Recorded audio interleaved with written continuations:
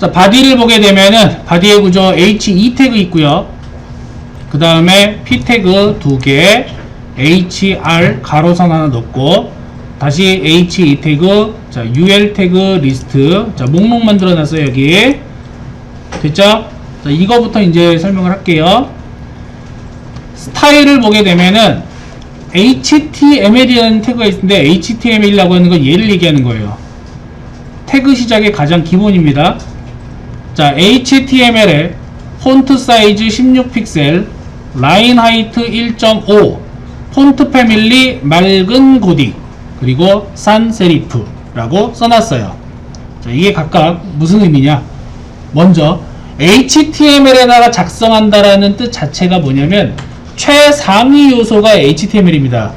그러니까 태그의 가장 위쪽에 존재하는 애는 HTML이라고 보시면 돼요. 태그의 조상이야. 시조예요. 자, 이 HTML에다가 세팅을 하게 되면은 하위, 그러니까 자손들 있지? 자손들 태그들은 다 이 HTML을 따라가게 돼, 기본적으로. 그러니까 나는 기본 세팅을 글자 크기는, 폰트 사이즈, 글자 크기는 16픽셀로 할 것이고, 라인 하이트가 뭐냐면, 라인, 행, 높이. 다시 말해서 이거는 줄 간격을 얘기해요. 행간을 얘기한다. 자, 행간에 보면은 1.5라고 되어 있죠? 자, 이 수치는 무슨 뜻이냐면, 현재 글자 크기인 16픽셀의 1.5배를 뜻해요. 현재 글자 크기의 1.5배야. 단위가 없는 경우에. 즉, 줄 간격을 얼마로 잡겠다? 16의 절반이 8이죠. 8만큼을 16에다 더해주면 1.5배가 되지. 즉, 줄 간격을 현재 24픽셀로 하겠다는 뜻이에요. 배수로. 이렇게 배수값을 주는 이유는 뭐냐면, 글자 크기가 20픽셀이 되면 20픽셀의 1.5배가 되잖아, 그죠? 30픽셀이 되겠죠. 상대적으로 변화가 되도록 하기 위해서 보통 라인 하이트는 단위를 쓰지 않는 배수값을 사용을 합니다. 자, 아래쪽에 폰트 패밀리가 있어요. 폰트 패밀리는 글꼴을 설정해 줄 수 있는 부분인데, 기본 글꼴은 맑은 고딕을 쓰겠다. 그런데 만약에 현재 사용자의 PC에 맑은 고딕이 없으면 산세리프 폰트를 사용해라. 그러니까 기본 고딕체를 써라, 이런 뜻이에요. 그러니까 글꼴을 여러 개를 이렇게 사용하는 이유는 뭐냐면, 그 글꼴이 없는 경우에 대체로 보여줄 수 있는 글꼴을 설정을 해줍니다. 그래서 2개 혹은 3개, 최대 4개까지 쭉쭉쭉 써줘요. 또 하나 확인해야 되는 게 있어요. 자, 또 하나 뭘 봐야 되냐면, 자, 여기 맑은 고딕하고 그 다음에 산세리프 형태를 보시게 되면은요, 다른 점이 있어요. 서식 자체에. 맑은 고딕은 따옴표로 묶여 있어. 산세리프는 안 묶여 있어요. 자, 하나는 묶고 하나는 안 묶었어. 원칙적으로는 글꼴은 묶어주는 게 좋아. 다 귀찮으면. 근데 간혹가다 반드시 묶어줘야 되는 부분이 있습니다. 글꼴에 이제 이름을 쓸 때 생략을 하는 경우죠. 얘는 지금 생략한 경우야. 묶음표를 생략하는데 반드시 묶어줘야 되는 경우는, 글꼴의 이름에 띄어쓰기가 있는 경우에는 반드시 묶어줘야 돼요. 자, 글꼴의 이름에 띄어쓰기가 있는 경우에는 반드시 작은 따옴표 또는 큰 따옴표로 묶어줍니다. 자, 그런데 HTML에서는 글자를 묶을 때는 큰 따옴표로 묶어요. 근데 CSS에서는 큰 따옴표보다는 작은 따옴표로 더 많이 묶어요. 큰 따옴표 써도 되는데 통일성을 주기 위해서 대부분 다 작은 따옴표로 많이 묶습니다. 참고삼아 알아두시면 되고요. 따라서 기본적인 서식은 글자 크기 16픽셀, 라인 하이트 1.5, 폰트 패밀리 글꼴은 맑은 고딕과 맑은 고딕이 컴퓨터에 없다면 기본 고딕체를 사용하세요 라는 뜻이에요. 그러니까 앞에서부터 검사를 한다는 얘기지, 없으면 뒤로, 없으면 뒤로 이렇게 가요. HE 태그 볼까? 자, HE 태그는 원래 글자 크기가 HE 태그는 몇 배? 기본적으로 16픽셀의 1.5배예요. 원래 글자 크기가. 그러니까 배수 단위인데 지금 나는 배수로 안 쓰고 고정했죠. 폰트 사이즈를 30픽셀로 해라. 그러니까 실질적으로는 30픽셀을 안 주게 되면은 배수 단위 1.5배가 되기 때문에 글자 크기 24픽셀이에요. 그러니까 여기 내가 주석 처리하기에는 여기 어디냐 H2 태그로 적어 놓은 놈이 작아져요. 보이세요? 작아진 거? 보이시나요? 다시 작아지죠? 그 얘기는 뭐냐면 원래 24픽셀이었는데 내가 30픽셀로 좀 더 키웠다는 얘기야. 그리고 글꼴을 봅시다. 글꼴을 보게 되면은 조지아 타임스 뉴 로만 타임스 셰리프 4개 글꼴 썼죠? 자, 기본적으로 조지아 글꼴을 적용을 하는데 조지아 글꼴이 없으면 타임스 뉴 로만이라는 글꼴을 적용하고 그것도 없으면 타임즈를 적용하고 그것도 없다. 그러면 시스템 기본 글꼴인 명조체로 해라. 이런 뜻입니다. 자, 지금 전부 다 무슨 글꼴이냐면 영문 글꼴이 돼요. 몽땅 영문 글꼴이 됩니다. H2 태그는 그래서 영문 우선으로 되어 있는데 당연히 조지아나 타임스 뉴 로만이나 타임즈 같은 경우에는 모두 다 영문 전용 글꼴이에요. 한글 같은 경우에 표현이 안 돼. 그러니까 누가 적용되느냐? 셰리프가 적용됩니다. 시스템의 기본 명조. 이렇게 돼요. 자, P 태그 볼게요. P 태그를 보시면은요. 글꼴. 자, P 태그 여기 요거죠. 웹 디자인의 한 분야로 요거 2개 나오죠? 2개. 그죠?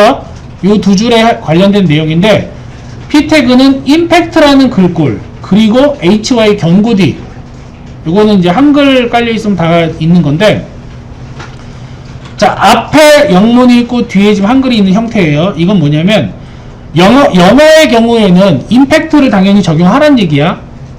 근데 한글은 임팩트 적용이 안 돼요. 영문 글꼴이 아니기 때문에 그럴 때는 한글은 HY 경고딕을 쓰란 얘기예요. 그래서 얘 잘 보시면은 한글하고 영어하고 폰트 자체가 달라요.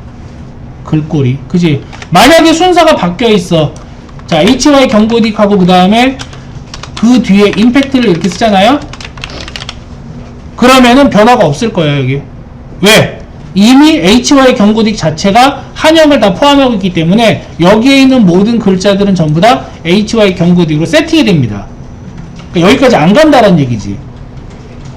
그러니까 보통은 이렇게 하는데 간혹가다 나는 영문 같은 경우에 뭔가 강조를 하고 싶어서 영문은 좀 다른 스타일로 해주고 싶어. 근데 한글은 내가 정한 걸로 꼭 해야 돼 라고 하는 경우에는 영문 글꼴을 먼저 써주는 게 좋아요. 폰트 패밀리에서. 그러니까 순서 이렇게 잡아. 영문, 한글. 자, 왜? 영문 전용 글꼴은 한글이 내장되어 있지 않다. 대신에 한글 글꼴은 대부분 영문을 다 포함하고 있습니다. 전부는 아니에요. 아예 한글 전용으로 개발된 글꼴은 영어 지원이 안 돼, 반대로. 근데 대부분의 한글 글꼴은 영문 지원을 다 해주기 때문에 하나로 통일하고 싶으면 한글 글꼴 그대로 앞쪽에다 써주고 2개로 나누어서 표현하고 싶으면 영문을 앞에 한글을 뒤에다가 써주면 돼요.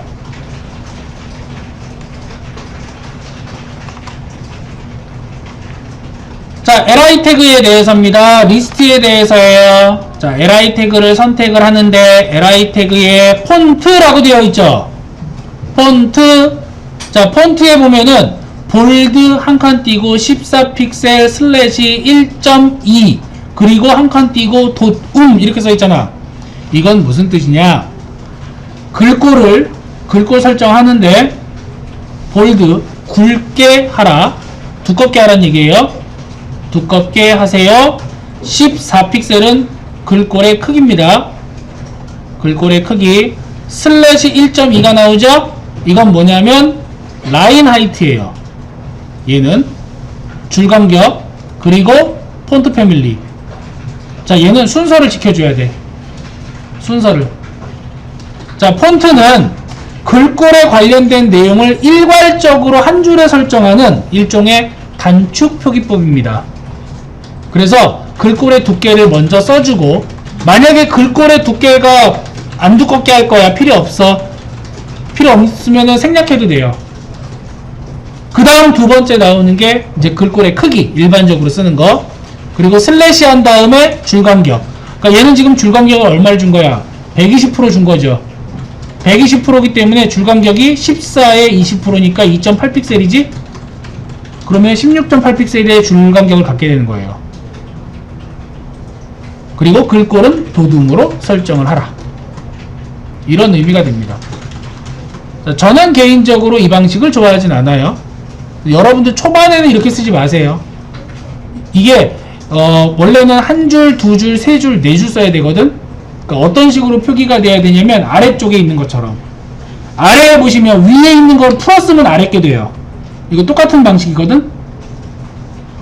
자, 여기 보면 똑같이 리스트 적혀 있죠.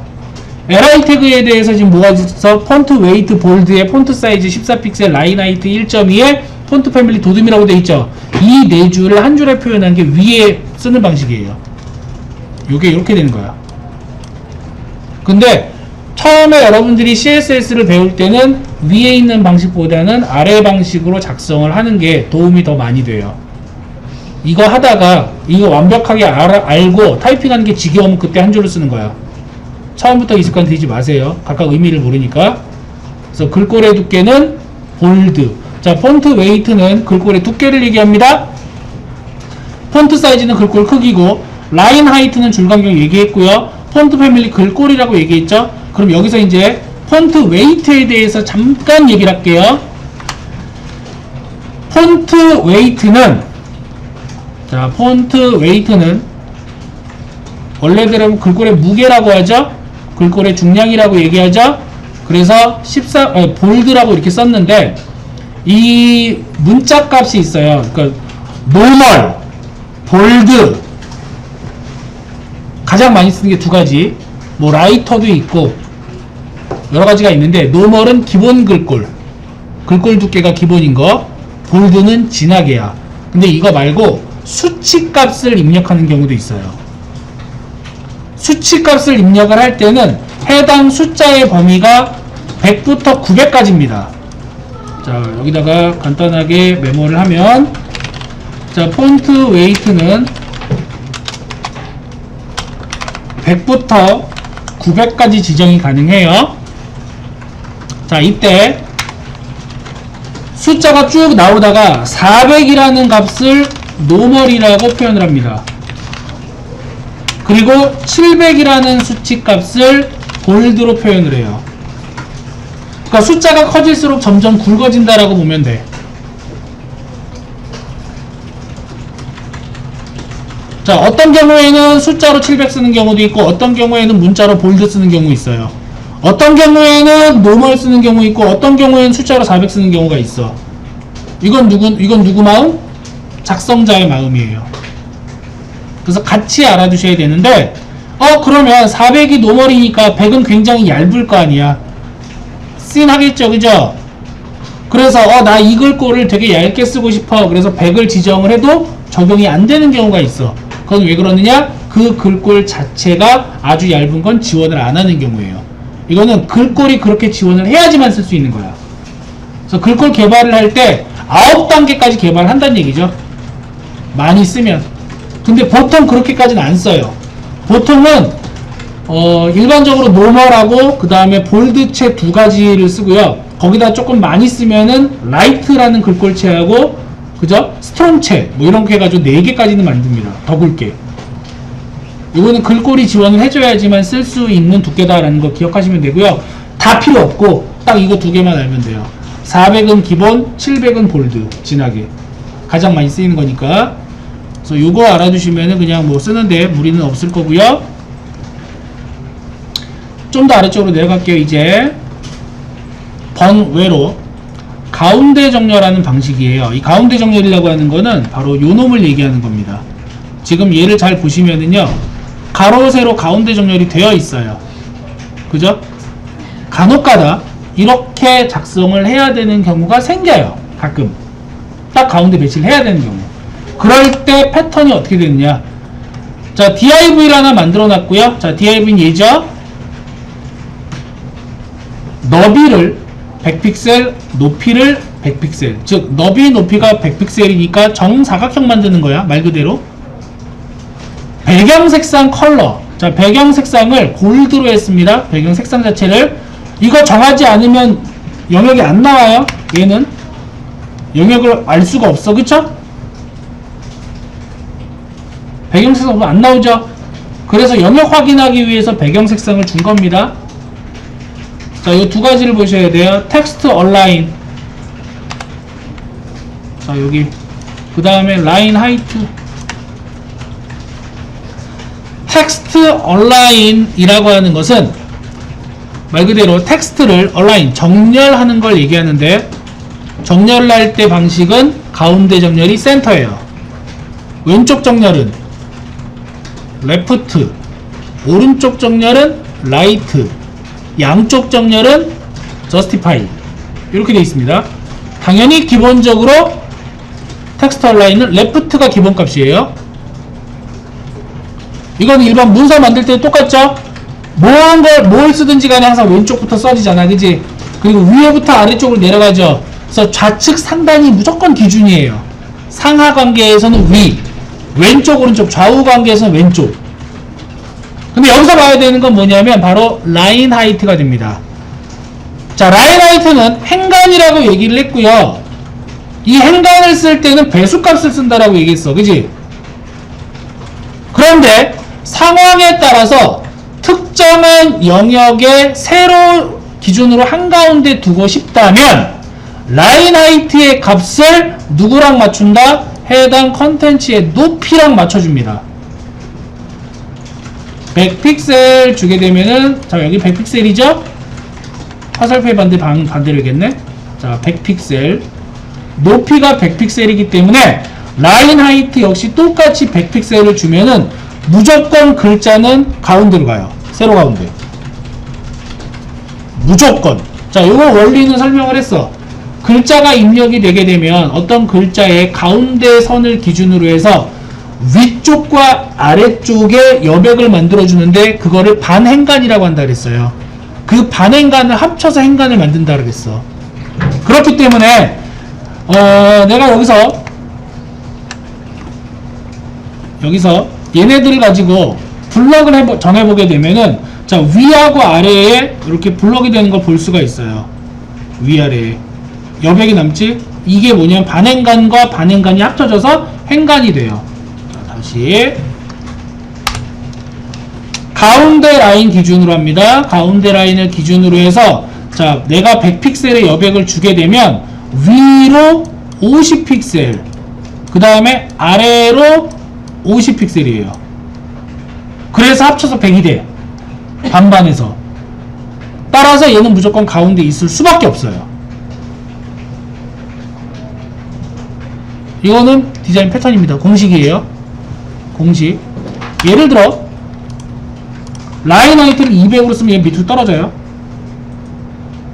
200으로 쓰면, 자, 200을 쓰니까 어떻게 돼 있어? 지금 글자의 영역에 글자가 지금 가운데가 여기 밑에 딱 걸리죠. 그쵸? 그 얘기는 뭐냐면, 자, 똑같이 이 기준, 여기가 가운데 기준이에요. 가운데 기준으로 위에 얼만큼 지금 남겨놨다는 얘기야. 200의 절반인 100이 남겨진 거예요. 그럼 아래쪽에 얼만큼 여백이 생겼지? 100만큼의 여백이 생겼어요. 그래서 이 밑에다가 뭔가를 작성을 하게 되면은 100만큼 떨어져가지고 작성이 돼요. 최소한.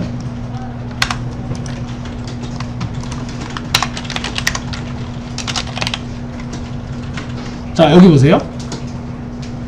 가운데 정렬이라고 써놓은 거 지금 100만큼 떨어져서 여기 만들어진단 말이야. 엉뚱하게. 여기서부터, 그러니까 이거 잘 보면은 딱 여기에요. 보통 우리가 볼 때 여기가 여기 써있지만 안 되고 밑으로 내려가야 될 것 같잖아, 그치? 맞죠? 내려가야 될 것 같죠? 근데 안 내려가. 왜? 아까 얘기했듯이 가운데를 기준으로 해서 100만큼 떨어진 데가 여기잖아요. 맞죠? 여기서부터 다시 글자를 쓴단 말이에요. 왜? div는 높이를 안 가지고 있어. 여백도 안 가지고 있어요. 그러니까 이 위치에 그대로 쓰여지게 돼. 물론 태그를 바꾸면, 자, div를 뭐 예를 들어가지고, p